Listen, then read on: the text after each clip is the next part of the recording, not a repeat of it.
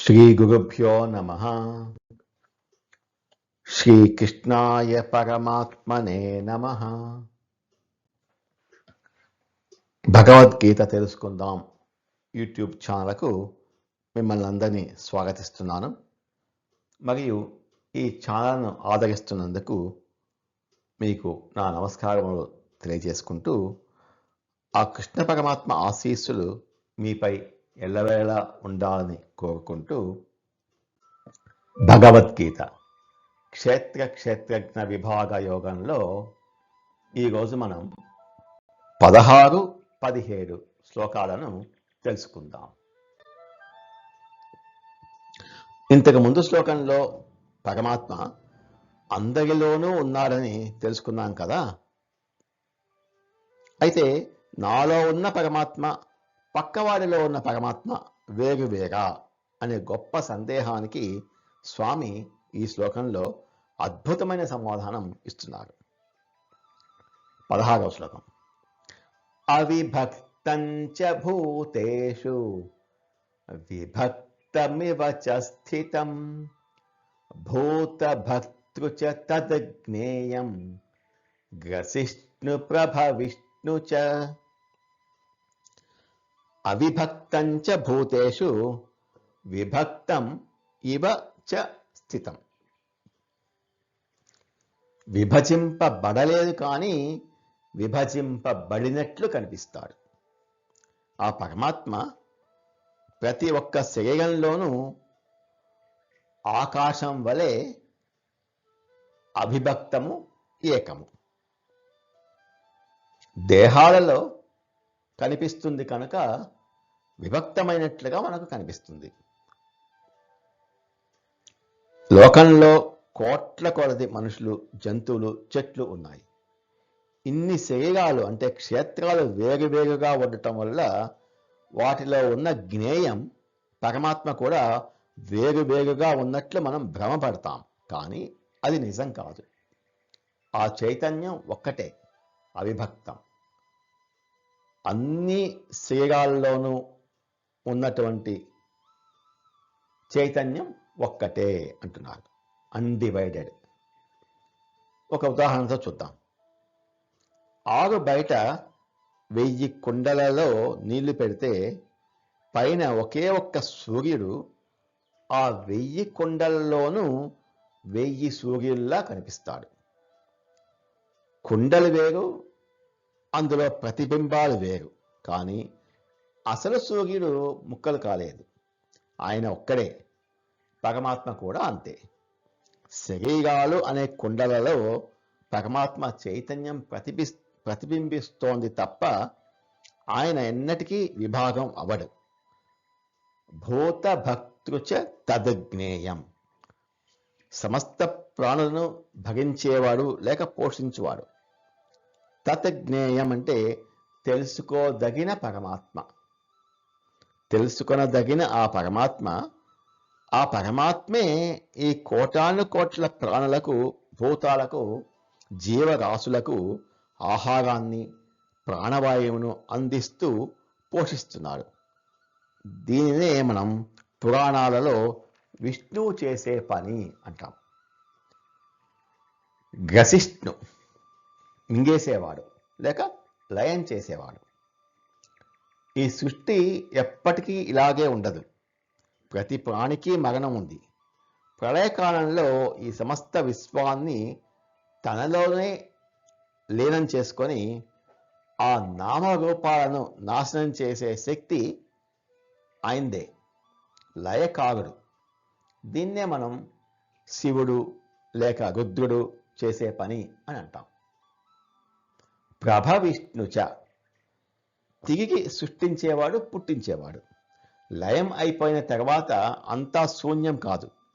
మళ్ళీ జీవుల కర్మలను బట్టి కొత్త సృష్టిని తన నుంచే ఉద్భవింపచేసే మూల కారణం కూడా ఆయనే. దీన్నే మనం బ్రహ్మ చేసే పని అంటాం. ఈ శ్లోకంలో సృష్టి, స్థితి, లయకారకుడు ఆ పరమాత్మే అని తేల్చి చెప్పారు స్వామి. వేరు వేరు దేవుళ్ళు లేరు, బ్రహ్మ విష్ణు మహేశ్వరులు చేసే 3 పనులు ఆ ఒక్క పరబ్రహ్మ తత్వమే చేస్తోంది అని స్పష్టం చేస్తున్నారు. అవిభక్తంచ భూతేషు విభక్తమివ చ స్థితం భూతభక్తృ చ తద్జ్ఞేయం గ్రసిష్ణు ప్రభవిష్ణు చ. ఆ పరమాత్మ విభాగింపబడనివాడు అయినప్పటికీ సమస్త ప్రాణులలో ఆయనే విభజింపబడినట్లుగా అనిపిస్తాడు.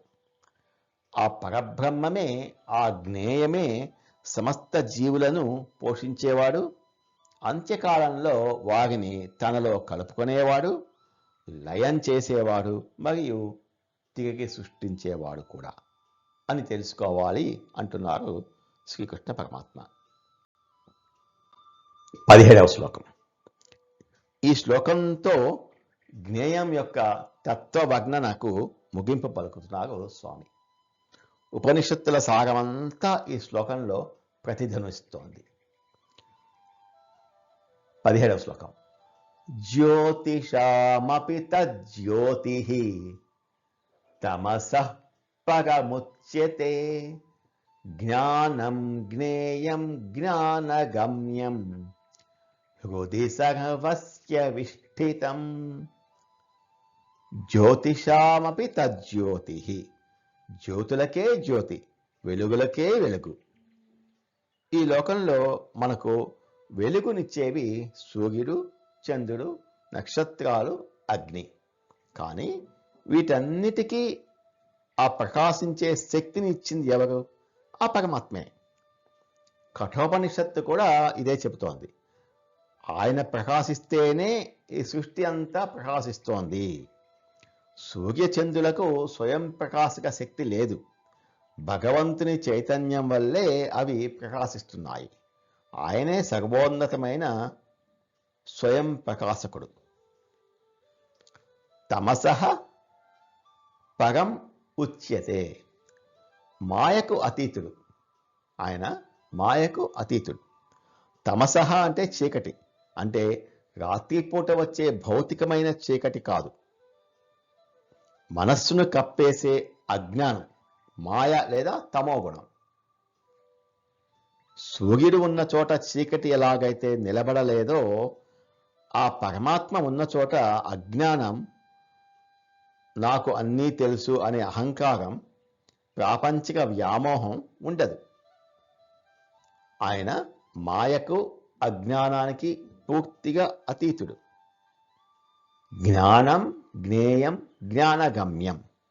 జ్ఞానం జ్ఞేయం గమ్యం అంతా ఆయనే. జ్ఞానం భగవంతుడిని తెలుసుకోవడానికి మనం చేసే ఇంతకు ముందు చెప్పిన 20 సద్గుణాలు, అమానిత్వం, అహింస, భక్తి, ఇటువంటివి. జ్ఞేయం మనం తెలుసుకోవాల్సిన పరమసత్యం, పరబ్రహ్మం. అది మనం తెలుసుకోవాల్సింది.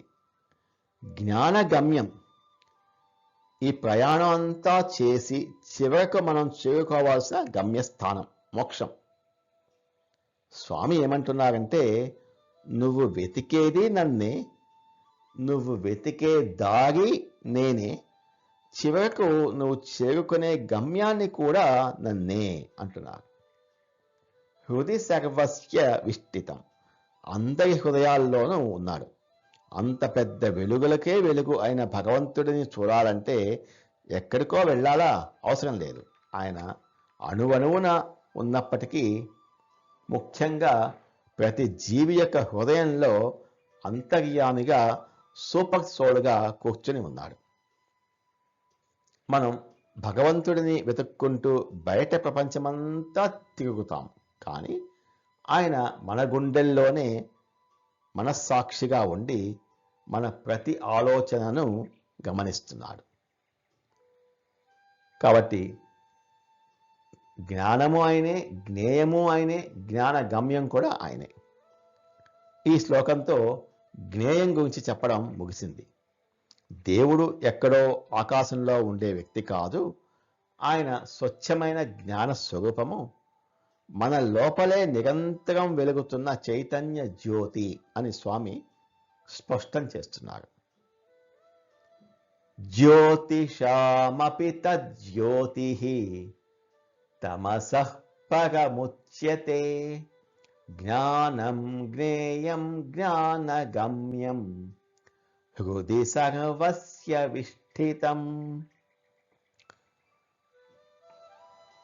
ఆ పరబ్రహ్మము సూర్యుడు, అగ్ని లాంటి ప్రకాశించే వస్తువులన్నిటికీ మూలమైన వెలుగు, జ్యోతులకే జ్యోతి. ఆయన అజ్ఞానమనే చీకటికి పూర్తిగా అతీతుడు. అసలైన జ్ఞానము, తెలుసుకోదగిన వస్తువు జ్ఞేయం, మరియు ఆ జ్ఞానం ద్వారా చేరుకోవాల్సిన గమ్యం అన్నీ కూడా ఆయనే. ఆ పరమాత్మ ప్రతి ఒక్కరి హృదయంలోనూ కొలువై ఉన్నాడు అని అంటున్నారు శ్రీకృష్ణ పరమాత్మ. నమో భగవతే వాసుదేవాయ. ఏతత్ ఫలం శ్రీకృష్ణార్పణమస్తు. స్వస్తి. ఈ వీడియోని చూసినందుకు మీకు ధన్యవాదాలు. మరిన్ని వీడియోల కోసం భగవద్గీత తెలుసుకుందాం ఛానల్ను సబ్స్క్రైబ్ చేసుకోండి.